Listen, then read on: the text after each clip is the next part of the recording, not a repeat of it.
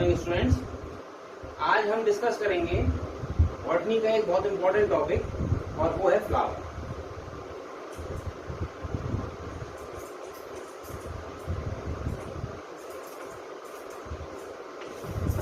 देखिए, फ्लावर को हम डिस्कस करेंगे। फ्लावर के टॉपिक से काफी अच्छे नीट में क्वेश्चंस बनते हैं और फ्लावर्स में जो सबसे इम्पोर्टेंट चीज है वो है फ्लावर के जो डिफरेंट अपेंडेजेस और जो फ्लावर के पार्ट्स होते हैं उसी में से घुमा करा के क्वेश्चन पूछते हैं। तो फ्लावर को हम बेसिकली मॉर्फोलॉजी ऑफ फ्लावर कहें तो ज्यादा सही रहेगा।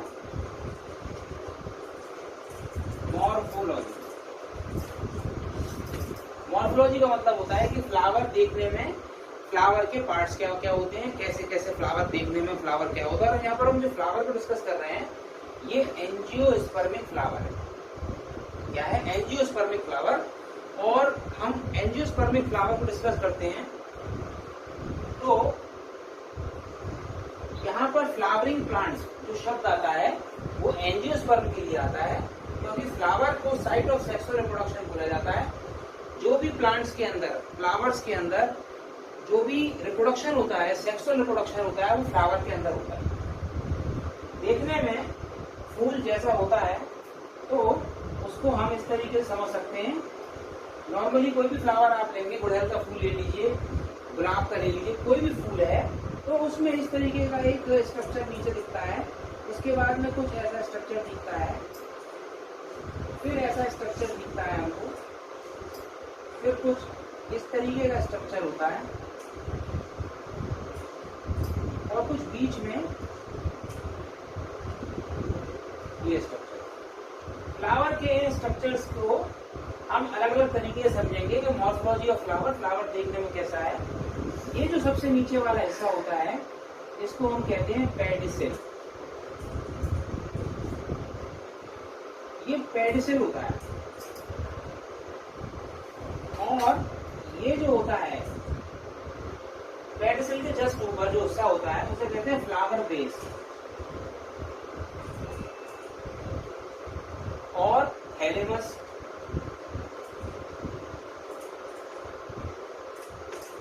फ्लावर बेस और थैलेमस भी कह देते हैं। ये इस तरीके का एक स्ट्रक्चर होता है और इसी स्ट्रक्चर पर ये जो चौड़ा सा प्लेट नुमा स्ट्रक्चर होता है और इसी पर ये सारे बाकी स्ट्रक्चर माउंट होते हैं, उसी पर चिपके होते हैं। किसी फ्लावर में यहाँ पर एक स्ट्रक्चर और होता है और इसे कहते हैं ब्रैक्ट। BRACT, bract. अब ब्रैक्ट क्या होती है? जब किसी ब्रांच से पत्ती निकलती है, उसी ब्रांच से फूल निकलता है, तो फूल निकल रहा होता है और पत्ती निकल रही होती है, पत्ती छोटी रह जाती है, पत्ती निकलती है, पत्ती छोटी रह जाती है और फ्लावर बन जाता है। वो फ्लोरल अपेंडेज बन जाती है, फ्लावर ब्रांच बन जाती है।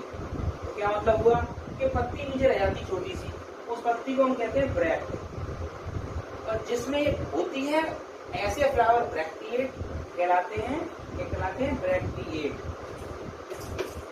और जिसमें नहीं होती उसे ई ब्रैक्टिएट कहते हैं, जिसमें नहीं है ई ब्रैक्टिएट।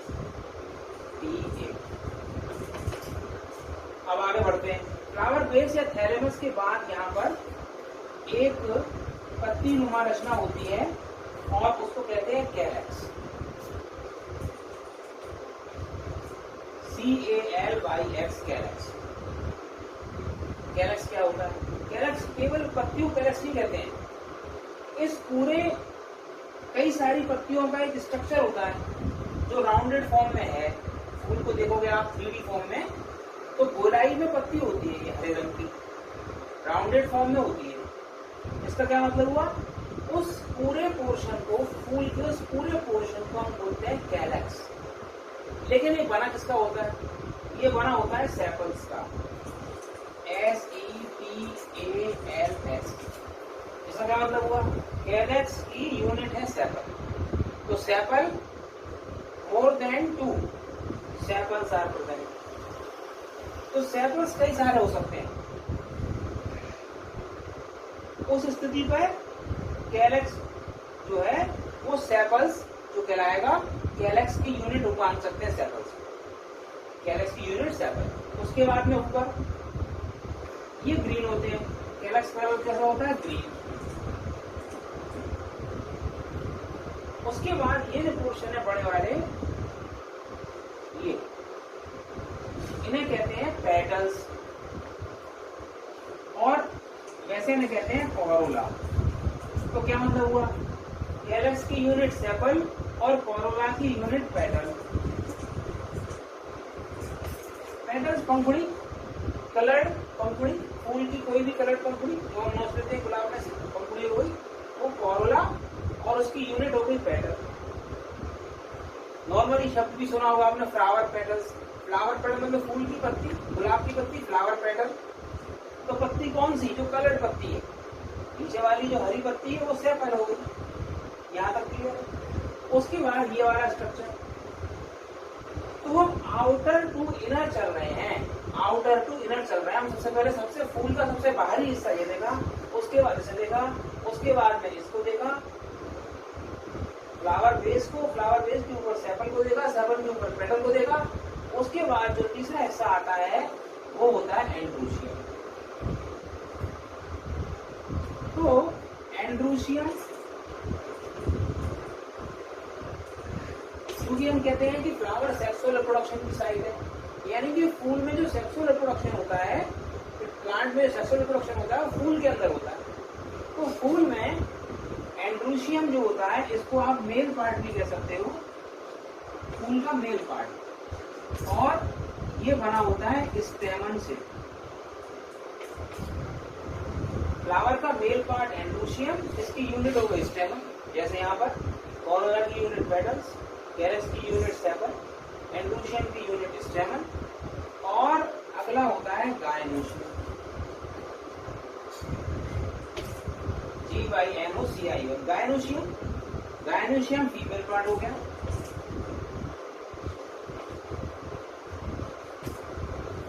और फीमेल पार्ट की यूनिट कार्पिल,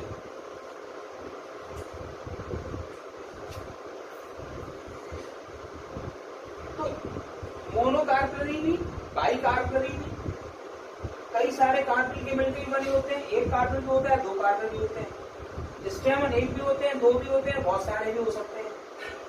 तो ये यूनिट समझने वाली बात है। कोरोला की यूनिट पेटल, तो कंप्लीट पेटल्स को कोरोला बोल दिया एक, और उसकी यूनिट को, उसमें कई सारे कोरोला होंगे, उसको हम पेटल्स बोलेंगे। कैलेक्स एक कंबाइंड नेम हो गया, बाह्य दल कह सकते हैं, उसकी यूनिट हो गई सेपल, और ये फ्लावर बेस, थैलेमस, एंड्रूशियम और गायनोशियम, ये फ्लावर के विजिबल पार्ट है। अगर फ्लावर को एक एक करके नोच पे चले जाएं, किसी चिमटी से इसके एक एक पार्ट को अलग करें, तो ये इस तरीके से ये एक एक हिस्सा उसका अलग होता चला जाएगा। इस सेशन में मैंने आपको पढ़ाया, अगले सेशन में बताऊंगा कि इसमें कितने कितने वेरिएशन होते हैं, कि पेटल्स अगर आपस में यूनाइटेड है या यूनाइटेड नहीं है, सेपल्स किस तरीके से जुड़े हुए हैं, मेल पार्ट कैसे जुड़ा हुआ है, फीमेल पार्ट कैसे जुड़ा हुआ है, ये मैं अगले सेशन में डिस्कस करूंगा। इस तरीके से ये पूरा मॉर्फोलॉजी का इनिशियल, बिल्कुल इनिशियल एक मैंने पार्ट बताया आपको। अब हम एक एक करके इसको डिस्कस करेंगे, सबको अलग अलग तरीके से डिस्कस करेंगे। सिंपली समझने के लिए हमें समझना होगा ये फ्लावर के इतने इतने पार्ट होते हैं, बहुत वेरिएशन होते हैं इसके अंदर। आगे इसमें फ्लोरल फॉर्मूला भी आता है कि कोई भी अगर आपके पास में फूल है तो उसकी ये सारे, अच्छा एक चीज और होती है, इन सबको अपेंडेजेस भी कह देते हैं। तो फ्लोरल अपेंडेजेस, ये सब अपेंडेजेस हैं, लेकिन ये जो कैलेक्स और कोरोला है, इसका वेजिटेटिव पार्ट होता है फ्लावर का, और एंड्रूशियम और गायनोशियम इसका रिप्रोडक्टिव पार्ट होता है। ठीक है, थैंक यू।